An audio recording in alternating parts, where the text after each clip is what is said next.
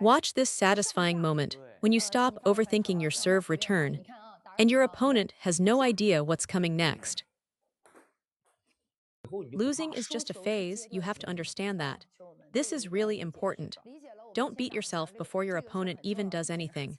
When your receive options are limited, say all you can do is push, your opponent can just casually deal with you. If they're feeling lazy, they push it back. If they're feeling good, they loop you. But as your receiving skills grow richer, they won't handle your ball so easily. So losing now is temporary, it's part of the process.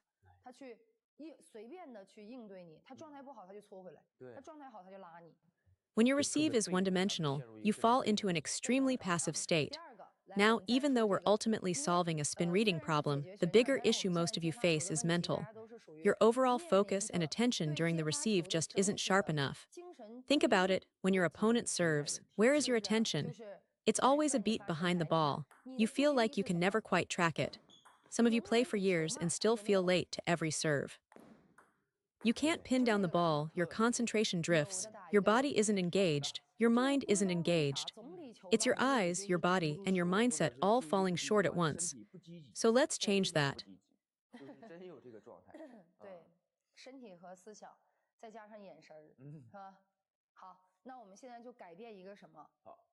I'm going to give you three key elements.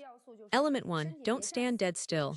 Get on the balls of your feet and alternate light weight shifts from one foot to the other. You don't need big movements, just a tiny, continuous bounce. Watch the difference. Even this small pre-movement changes everything. Stay on the balls of your feet, alternate gently, and keep your body alive before the serve even comes. That's element 1, remember it. Element 2, lock your eyes. Don't let your gaze wander anywhere else. Focus entirely on your opponent's racket. Everything else in the room disappears. Think of it like a phone camera. When you tap to focus on one spot, the background blurs out.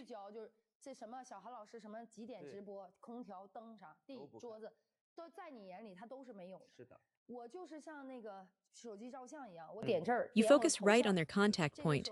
If they hold the racket high, your eyes go there. If they hold it low, your eyes follow. From start to finish, lock onto them. You must focus, don't let your eyes drift. Don't look at the whole person. Just watch the racket and the ball at the moment of contact. Track that small circle where racket meets ball. When you watch the racket closely, the serve will feel slower. But if you look at the whole picture, the ball seems to appear out of nowhere.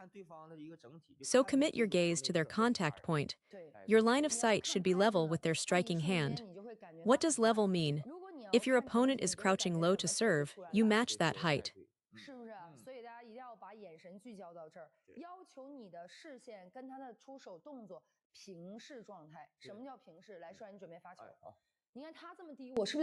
If they're low and you're standing tall, you're looking down at the ball.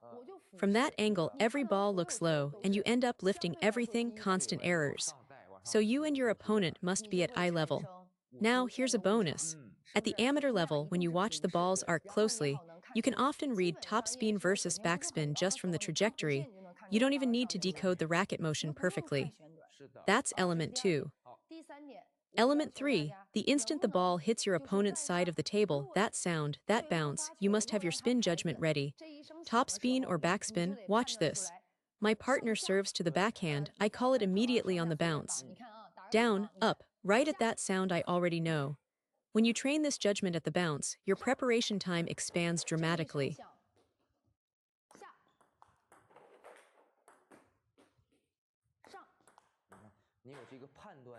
Once you judge early, your receive preparation becomes much more complete. You have time to finish your stroke, time to generate real friction on the ball. That sound of the bounce on the table, I'm just saying out loud what should be happening inside your head. Once your brain develops this habit of calling the spin at the bounce, your hands will follow naturally. With practice, when you read topspin, your racket lifts to meet it. When you read backspin, your racket drops to brush under it. But without that early judgment, you'll keep wondering why you're always late even though you feel like you're paying attention.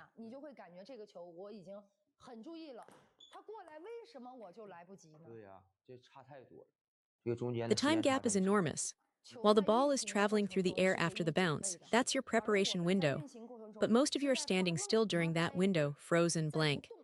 Then the ball arrives, and in 2 or 3 hundredths of a second, you're asked to move your feet, set your backswing, create friction, and place the ball. That's impossible. Nobody is fast enough for that. Your only way out is to judge the spin the moment the ball bounces on the table. Tell yourself, what spin is it? Is it to my forehand or backhand? Should I move my feet? While the ball is still in the air, you're already shifting into position, stepping to the forehand side, or staying put for the backhand.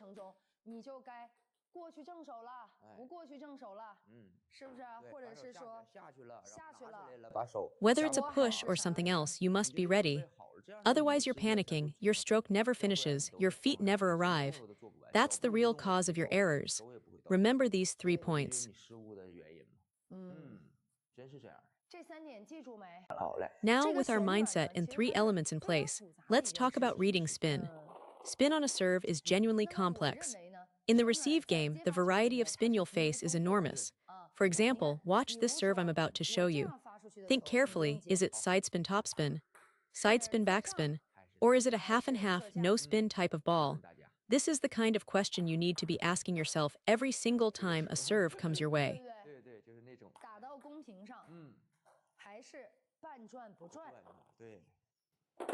Don't think in black and white, pure topspin or pure backspin.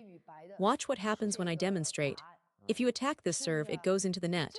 If you push it, it pops up half high, and that's a free ball for your opponent. This is the classic amateur nightmare.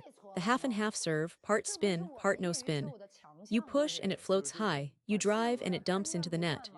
Your opponent isn't producing a pure heavy topspin that flies off your racket, they can't generate enough speed for that. But here's the key you're missing, watch the backswing. When they toss the ball and their racket starts below the ball, moving up and then forward, there's definitely some backspin in there. You can push that ball down and keep it low. This half-spin serve is what you'll face constantly.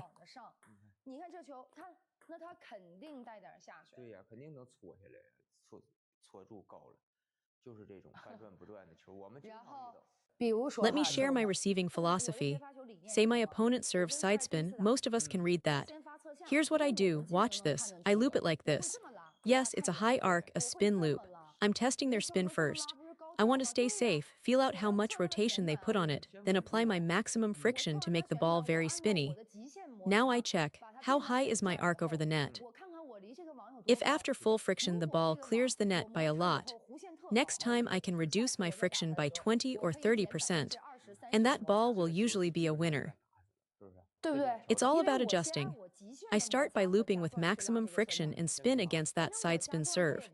I get it on the table safely first. Heavy topspin won't fly long, it just arcs higher.